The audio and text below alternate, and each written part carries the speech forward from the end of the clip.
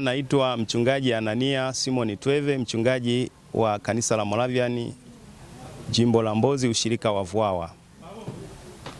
Sisi kama watumishi wa Mungu ambao tumeitwa kumtumikia Mungu kwa kuwahudumia Wakristo, tunaamini kabisa kwamba katikati ya Watanzania pamoja na Wakristo wetu ambao tunawaongoza, tunategemea kabisa kwamba amani ni kitu cha msingi, na leo hii tumekusanyika hapa kwa ajili ya harambee ya ujenzi wa jengo la kuabudia ambalo linagharimu shilingi milioni 800, na mpaka sasa tumeshatumia kiasi cha shilingi milioni 260 kwa kazi mahali ilipofika.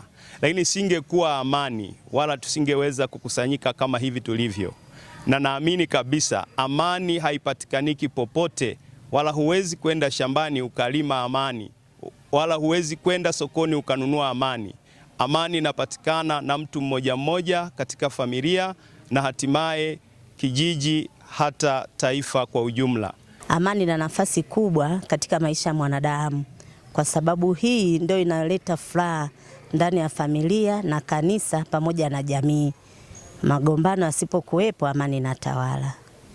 Sisi tunaomwabudu Kristo, sisi wa Kristo, tunaomba Wakristo wote tumchuchumilie huyu Kristo, kuendelea kuomba endelee kuachilia amani, sababu yeye Kristo ni Bwana wa amani.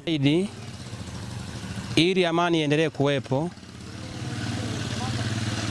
kanisa tunapaswa kusimama katika maombi, na nchi kama nchi, viongozi wa taifa wanapaswa kuendelea kuhamasisha na kuendelea kutatua changamoto ambazo zinaweza zikajitokeza kwa mifumo tofauti tofauti.